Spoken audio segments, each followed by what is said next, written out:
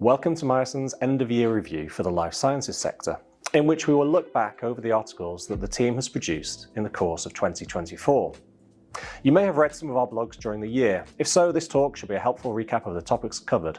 And if you haven't, we hope the presentation will be of interest in its own right. The articles themselves are available on our sector pages on the Myerson website and go into more detail on the topics covered than I will do in this talk.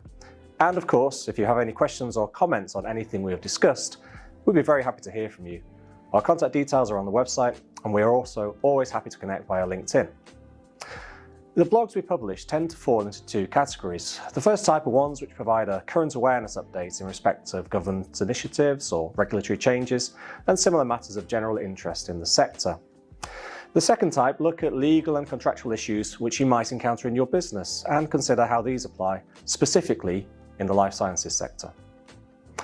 In terms of our sector current awareness articles, our most recent blog focused on developments in the sector by giving an update on new initiatives and projects discussed in our previous posts. It has been an eventful time for the sector, as might be expected in a year during which a general election and change in government took place. Promoting growth in life sciences has remained a key priority, despite the change in government. The Resilient Centre of Excellence for UK Medicines Manufacturing Skills was established in October 2024, funded by the Office for Life Sciences and managed by Innovate UK. This initiative aims to enhance the UK's life sciences workforce by offering high-quality training across various sectors, including industry, academia and the NHS. And the establishment of such a centre was one of the goals of the former government's Life Sci for Growth Fund, which we reported on at the end of 2023. In March of this year, UK Research and Innovation announced £13.5 million in funding for 48 engineering biology projects as part of the National Vision for Engineering Biology. These include research on engineering red blood cells for new treatments, creating sustainable alternatives to palm oil, and developing stem cell technologies for cultured meat production. Not every planned development relevant to the life sciences sector was unaffected by the events of the year, however. A change to the branded medicines NHS pricing regime, designed to align pricing practices between the statutory and voluntary schemes, was delayed due to the general election. Originally set for July 2024, changes will now take effect in the first quarter of 2025.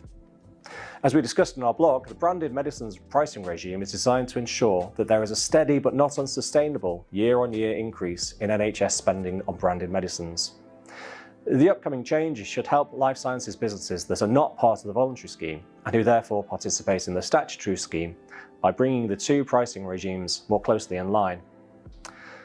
Plans for the regulation of digital mental health technologies, a term used to cover software products ranging from general wellness apps through to tools for diagnosis and treatment, continue as a multi-year project led by the MHRA, intended for completion in 2026. We looked at some of the areas which the review intends to address in our May blog, and it was interesting to see in our end-of-year review that these technologies featured in the MHRA's own annual update titled Medicines and Medical Devices 6 Tips for Staying Healthy and Safe This Festive Season, published earlier this month. The MHRA discussed some of the benefits but also the risks of the technology and took the opportunity to draw readers' attention to the fact that apps which have been registered with the MHRA will be CE or UKCA marked. While this is true, for anyone actually wanting to use one of the many apps available over the festive period, having to find one which is UKCA or CE marked might prove a challenge. The Digital Mental Health Technologies Review forms part of the wider consideration of the concept of software as a medical device, which has been another area of increasing attention this year. Recent updates include the MHRA's AI Airlock pilot project for AI-powered medical devices, which is designed to help test and improve the rules for AI-powered medical devices to ensure they reach patients quickly, safely and effectively. 5 AI-powered medical devices have been selected as pilot projects. These include a tool designed to improve the efficiency and accuracy of radiology reporting, and a large language model or LLM-based assistant to support clinical decision-making using guidance produced by NICE. It will be interesting to see how these trials progress, and we will continue to monitor developments in this area in our blogs.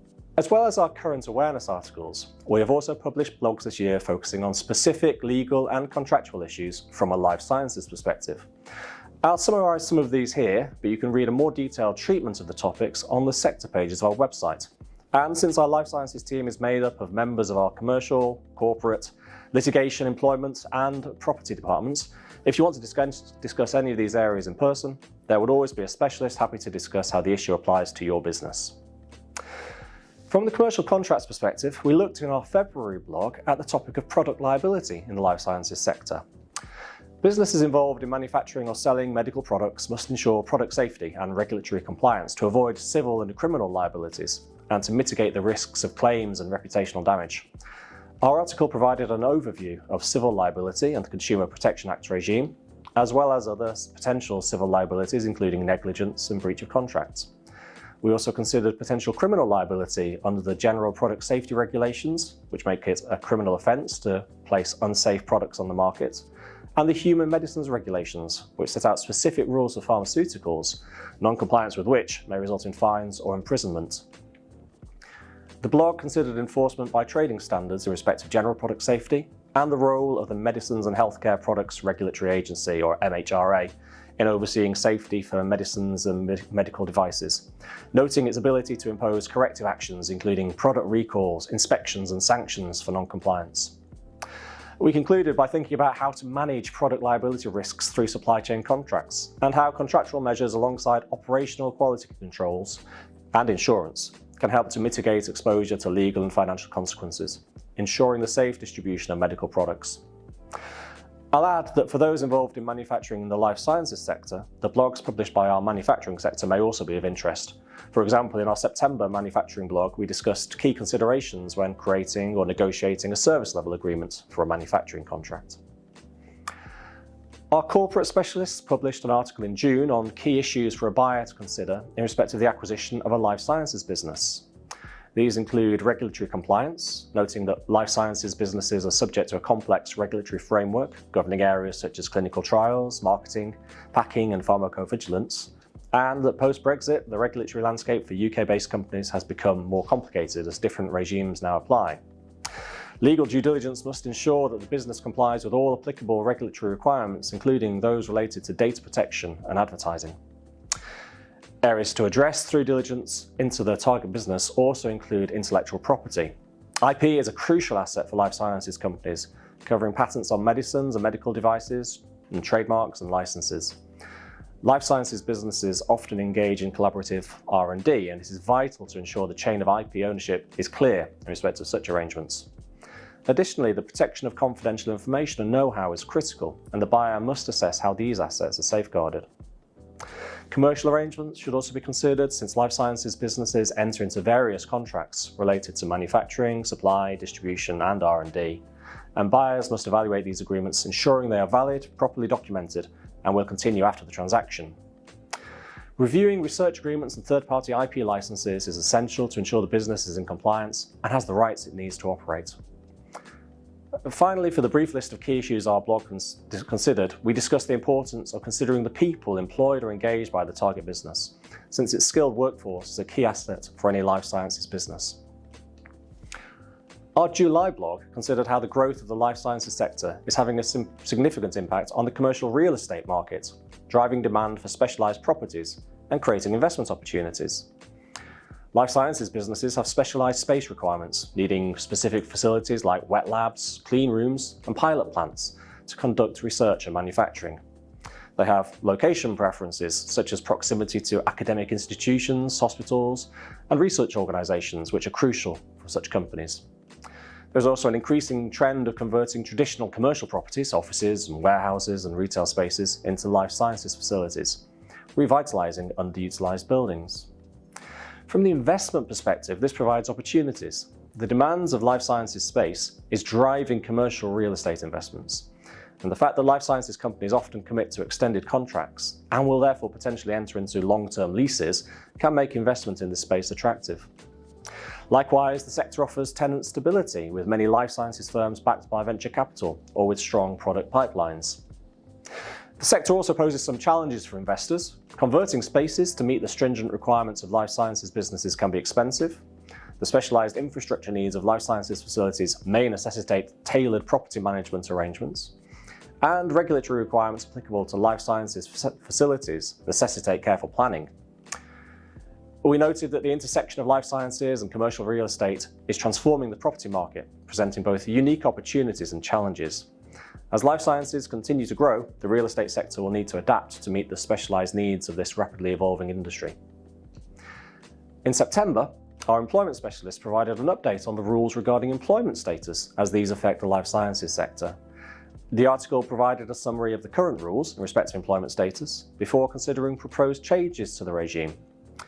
Under the current regime, we noted that employment status determines the legal rights and protections an individual is entitled to at work, and that there are three primary types of employment status: employee, worker, and self-employed, each carrying different rights and responsibilities.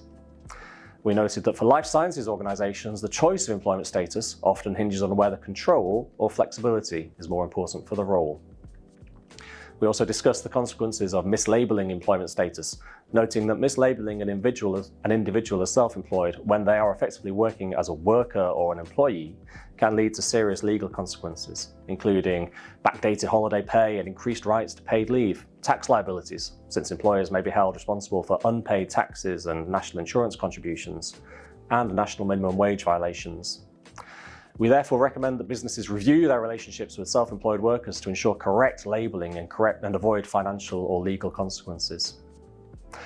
Our article also discussed government proposals for the introduction of single worker status. Labour has proposed creating a single worker status which will simplify the current regime so that the only distinction would be between workers and the self-employed. This proposal aims to improve worker rights, but is still under consultation, and reforms in this area are complex and will require extensive consultation before any changes occur. Our employment team will continue to provide updates on this as the picture develops. Thank you for joining me for this annual roundup of our life sciences sector blog content. I hope it has been of interest. You can read more about what we have to say on these topics on the sector pages of our website, and we will be continuing to publish new blogs on sector awareness topics and other legal areas relevant to life sciences, so please do check our website for future updates. If you would like to discuss any of the topics which have been touched on in this talk, or any other legal issues affecting your business, we'd be delighted to hear from you. Our contact details are on the website, and I'm always happy to connect via LinkedIn, which is also a good way to hear about future blogs and updates as they are published.